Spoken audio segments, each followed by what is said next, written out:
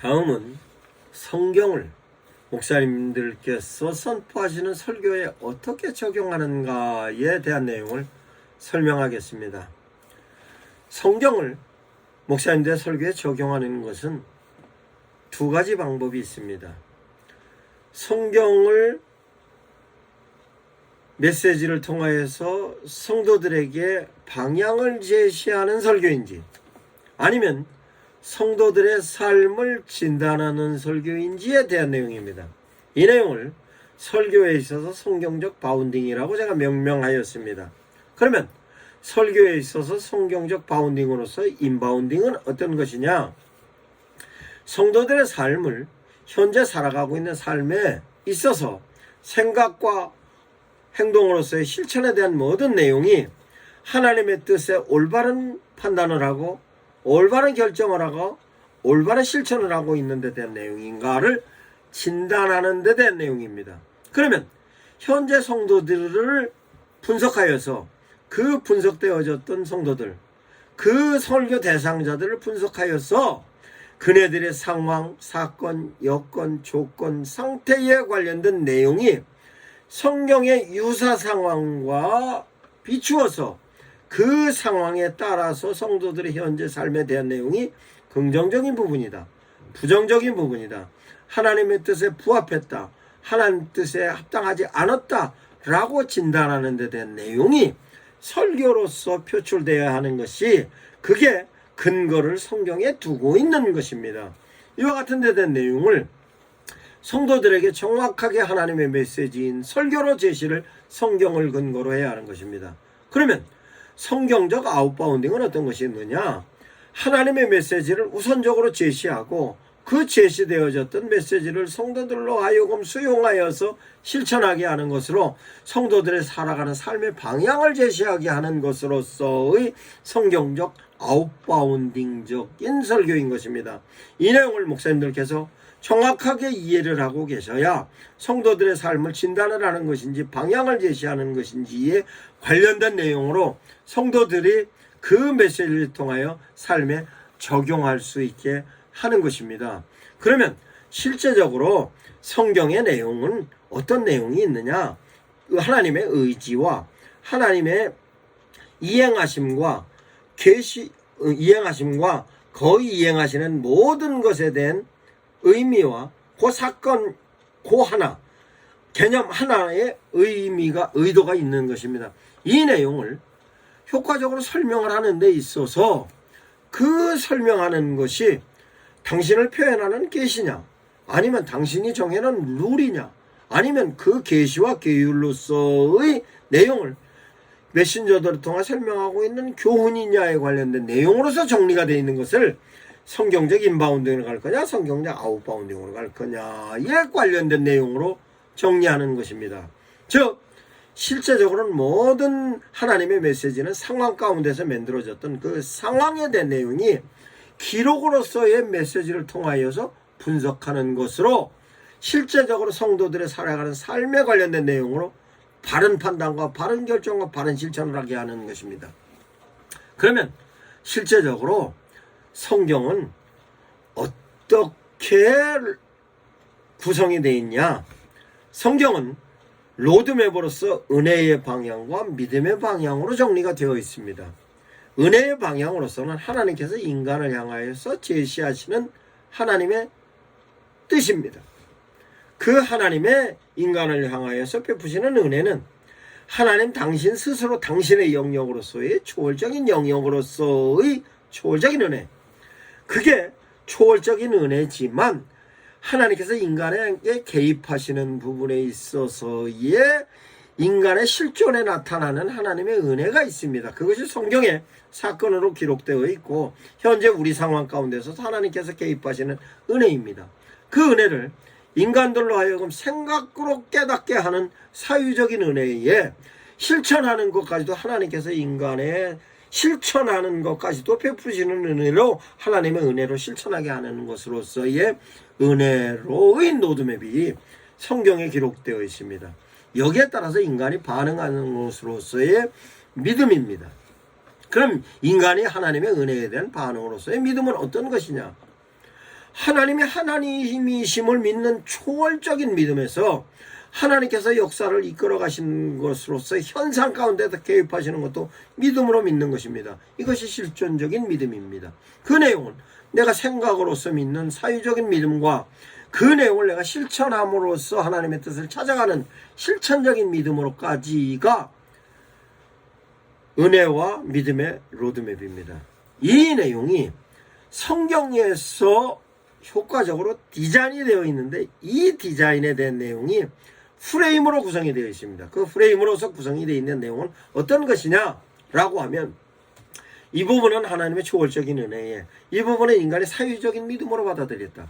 아니면 이 부분은 실존적인 하나님의 은혜에, 이 부분은 인간이 실천적인 면으로 받아들였다. 아니면 이 부분에 하나님은 초월적인 은혜와 실존적인 은혜에 인간들이 사유적인 믿음과 실천적인 믿음으로 받아들였다. 이와 같은 내용의 조화를 이루게 정리하는 것이 성경에 있어서의 하나님의 메시지가 디자인이 되어 있는 내용입니다.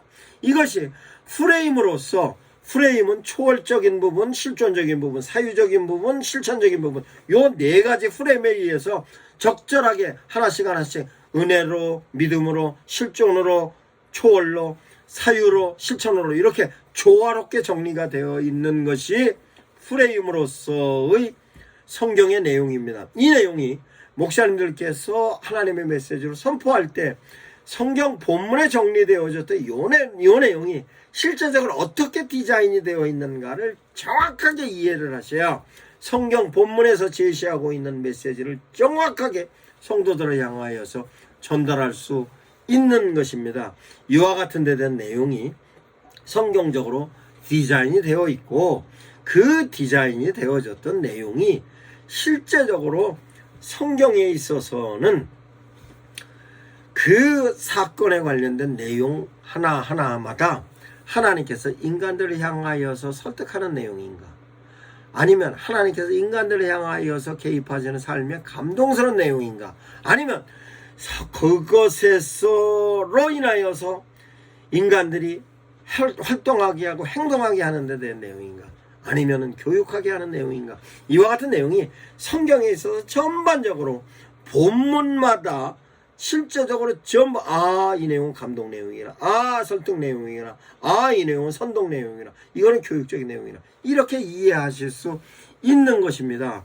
그러면 실제적으로 이와 같은 내용이 이해가 되면 성경을 통하여서 성도들로 하여금 인바운딩으로 적용하게 할 것이냐, 아웃바운딩으로 적용하게 할 것이냐.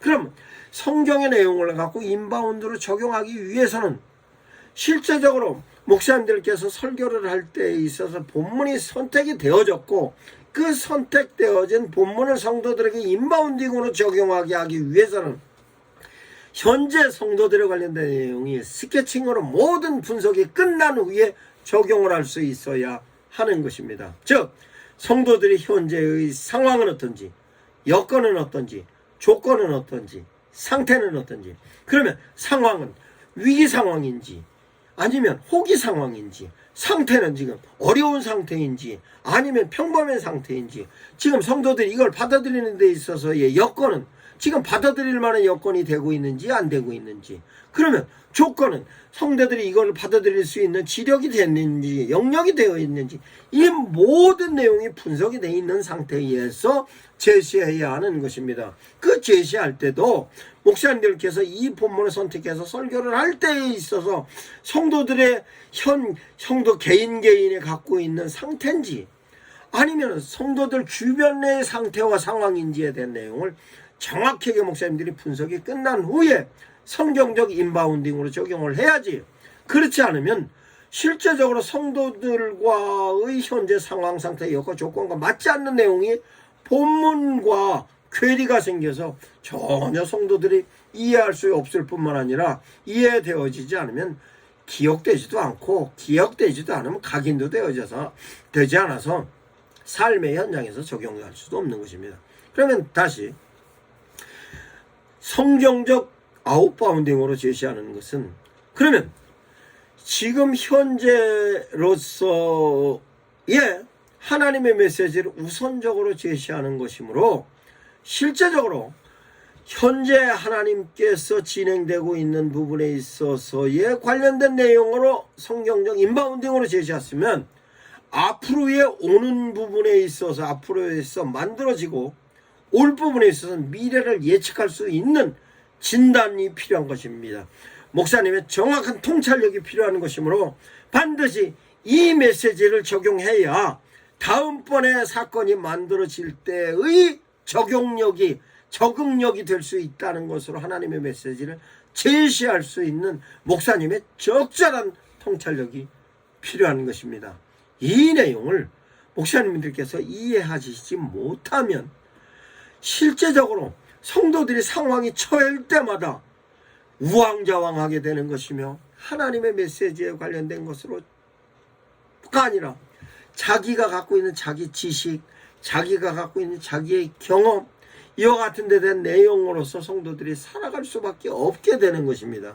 그러면 성도들로 하여금 지금 현재의 삶에 올바른 방향으로 끌고 가게 할 수 있는 데 대한 내용으로 성경적 인바운딩으로 정확하고 적절하게 성도들의 상황에 맞는 메시지를 본문으로 선택해야 하며, 이럴 때야 성도들로 하여금 그 메시지에 대하여서 공감대를 형성하고 공감대를 형성하여 각성하게 되고 각성함으로 현재 삶에 대한 바른 진단을 통해서 삶의 방향을 바꿔가는 것이며, 뿐만 아니라 하나님의 메시지에 관련된 내용을 주의 종들이 미리 앞으로 다가올 상황에 대하여서 하나님의 메시지를 미리미리 제시하여서 그 제시되어졌던 메시지를 통하여서 그 메시지가 성도들에게 각인이 되었으면 각인이 되었던 성도들은 그 메시지를 수용하고 순종함으로 위기 상황이 왔을 때 이미 대처하여서 살아갈 수 있는 데 대한 내용이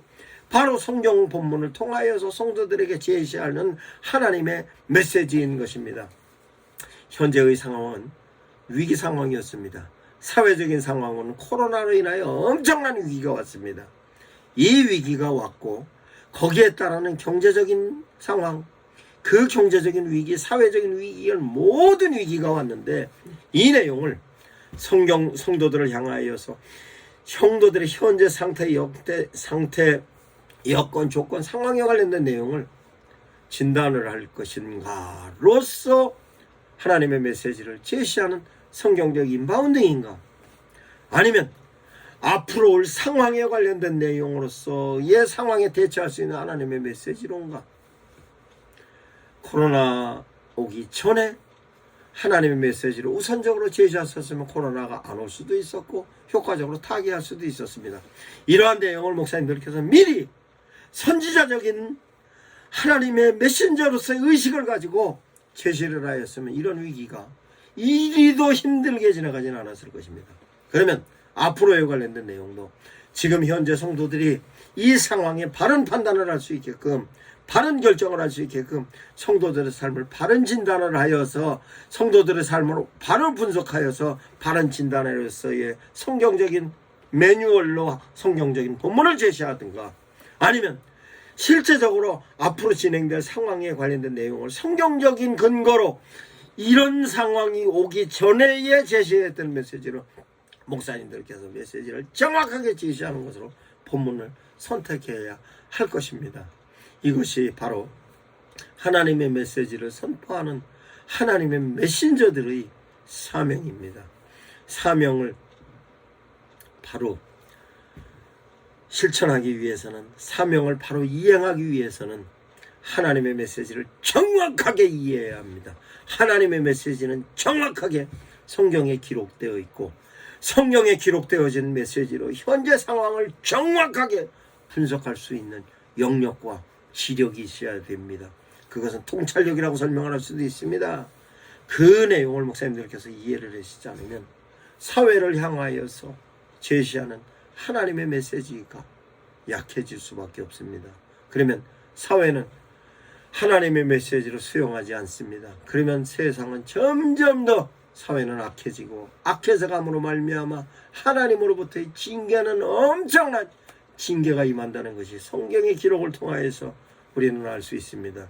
이 내용에 있어서 목사님들께서 정확하게 이해하시고 사명을 다시 한번 생각하시고 하나님의 소명으로 어떻게 하여야 하나님의 메시지를 정확하게 전달할 것인가에 대한 내용을 깊이 상고하시기 바랍니다.